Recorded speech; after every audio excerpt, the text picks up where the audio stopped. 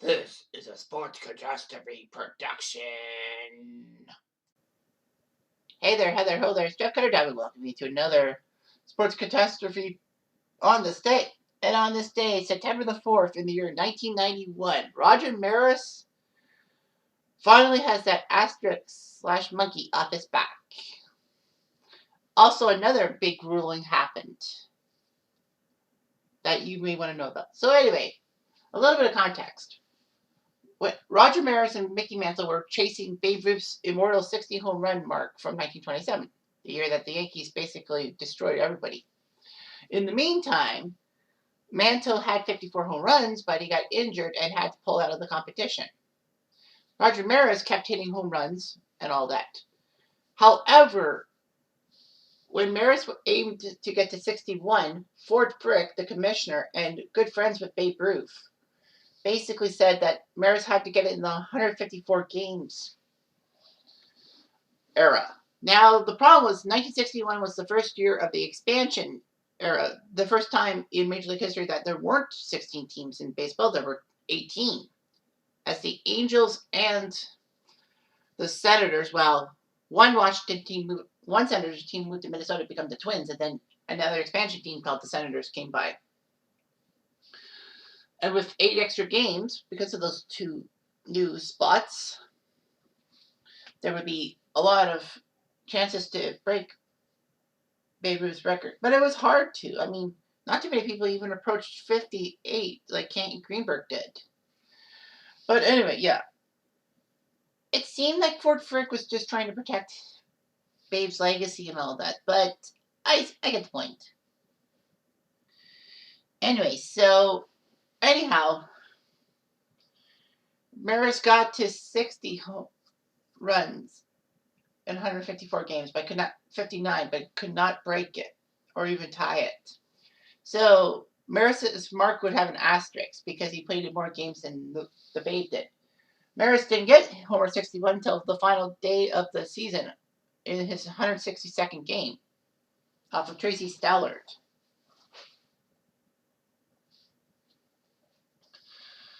So Maris had 61 home runs, but he had that nasty asterisk next to his name in the record books. If you had record books from 1962 to 1991, you would be thinking, well, geez, something's wrong. I know some people were pushy and all that, saying that, okay, Babe Ruth's great and all that, but, an asterisk. Why not put an asterisk next to Hank Aaron's mark? Because he would be getting more games than Babe Ruth with hitting home runs. Did Ford Frick ever think of that? Well, for one thing, Frick was not the commissioner at that time when Hank Aaron got to number 715. It was Bowie Kuhn, and he didn't put an asterisk. Sounded a little bit off-putting, mind you. However, in 1991, Commissioner Fay VIncent, who was basically on his way out as the owners didn't think he was worthy of being commissioner, actually decided as one of his last acts in office to abolish the so-called asterisk, meaning that Roger Maris' 61 home run mark will stand up in the face of time forever, and that's the mark everyone has to beat. All that, no matter what happened. So Maris got his asterisk taken out. Thank God for that. However, that wasn't the end of it. Well, Maris had 61 home runs, but it would be broken in 1998 by Mark McGwire and Sammy Sosa. McGwire put up 70 home runs, which was broken by Barry Bonds, who hit number 71. And finally, Bonds has the mark. To my chagrin, of course. Well, Bonds is at 73, sorry. But, you know what I'm getting at, right? Anyway, Barry Bonds aside, that was huge. But, as I said, that was not the only thing that Fay VIncent ruled on this day. He also decided to change the rules of what a no-hitter is. So he clearly defined a no-hitter as a pitcher throwing 9 innings of no-hit ball against an opponent for 9 innings, which meant many games were actually wiped clean and all that. If you had a book about no-hitters and all that, you would know that, you know, things happen for a reason. So 50 no-hitters were lost because Fay VIncent says that game of 9 innings or more guidance with no hits. It left 36 no-hitters from the books that were shortened by rain, darkness, or other reasons, as well as 2 losing efforts by the away team in which the home team didn't bat in the bottom of the ninth. Yeah, and many more things. And it also wiped out 12 no-hitters by pitchers who threw 9 innings of no-hit ball only to yield a hit in extra innings.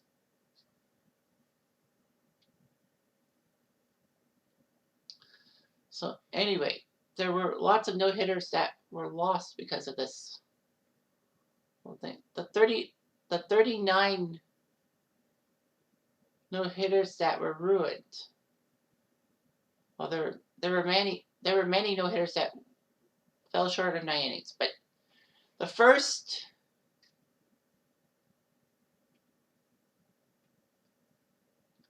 thing is there were a lot of no-hitters that threw 9 that were broken up in extra innings. Earl Moore of Cleveland in 1901 lost his because he gave up a leadoff single in the 10th. Bob Wicker lost his no-hitter for the Cubs in 1904 because he gave up a hit in the 10th. Harry McIntyre lost a no-hitter in 1906 because he gave up a single in the 11th inning. Red Ames gave up a single in the 10th inning.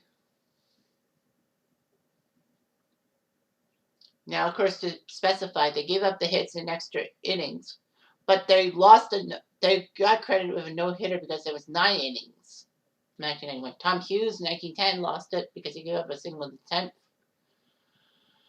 Jim Scott gave up a run gave up a hit in the 10th inning. That was 1914. Hybel Fahn, that famous game where both pitchers had no hitters through 9 innings. So, yeah, he gave up a single in the 10th inning. Fred Toney got the no hitter for the Reds. He didn't give up a hit in the 10th inning. Bobo Newsom gave up a single in the 10th. Since he had an effort, huge. But the biggest victim of the no-hitter that was stricken from the record because of Fay VIncent was Harvey Haddix, for sure. He threw a perfect game through 12 innings. Lost the perfect game when Don Hogue committed an error, letting Felix Mantella reach first. After Eddie Matthews bunted him over and intentionally walking Hank Aaron, Haddix lost on a walk-off home run by Joe Adcock. But Aaron walked off the field before rounding the bases, so only 1 run could score. So, yeah. But the funny thing about the whole thing with losing the no-hitter, even though that you threw a no-hitter through 9 innings, was that July 26th of 1991, Mark Gardner had that done. He gave up a single in the 10th inning before Facero came in. Jeff Facero came in and gave up the winning run to the Dodgers. Of course, Pedro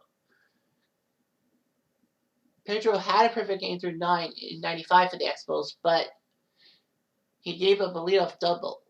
Thankfully, though, Mal Rojas came in and retired the last 3 batters. Rich Hill had a no-hitter through 9 innings, but he gave up a walk-off home run to Josh Harrison in the 10th. And just this year, April 23rd, 2022, Tampa against Boston. Tampa had thrown a no-hitter at Boston through 9. That was scoreless. So in the 10th, Jackie Bradley Jr. scores on a Bobby Delpech triple. The Rays did win in the bottom of the 10th.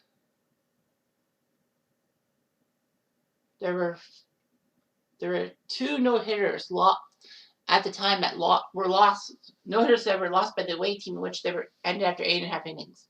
Silver King over in the Players League in 1890 lost it because he had no hit Brooklyn, but they were up 1-0 and didn't have to bat in the bottom of the ninth. And of course, the famous example of that one was Andy Hawkins on July 1st, 1990, as the White Sox beat the Yankees 4-0, despite the fact they didn't get a hit. The White Sox got the runs based off of Hawkins making terrible pitches, like walking 3 or 4 guys in the 8th inning, and then having 2 giant errors in the outfield by Jesse Barfield and I believe Jim Leyritz also made a bobble. But yeah, the White Sox won. However, since then, there have been 3 times that a no-hitter was lost. Matt Young had no-hit Cleveland on April 12, 1992 through 8 innings, but because Cleveland was the home team and beat Boston, they didn't bat the ninth. The same with Jarrett Weaver / Jose Arredondo when the Angels were in Dodger Stadium to face the Dodgers. They had no hit the Dodgers through 8 innings, but because the Angels couldn't score to extend the game, that no-hitter was thrown. And just this year, Hunter Green looked pretty good. But because the Pirates led in the bottom after 8.5 innings, they couldn't bat the ninth. And yeah, there were a lot of no-hitters that were lost due to weather. There were 36 of them. Pascal Perez lost one because of rain through 5 innings. He had a no-hitter going through 5. David Palmer had a perfect game called denied because of rain. He had put a perfecto on St. Louis for 5 innings, but failed miserably.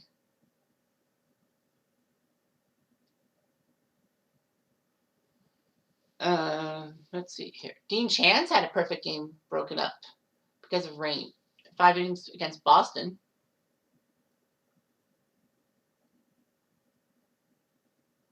So yeah, a lot of things happened. So yeah. So not only did Maris get the asterisk wiped out from his record, but lots of people had no-hitters wiped out because of the new definition of a no-hitter. So I feel sorry for those guys and their ghosts, but rules are rules for a reason. Anyway, I'm Jeff Diamond. I do.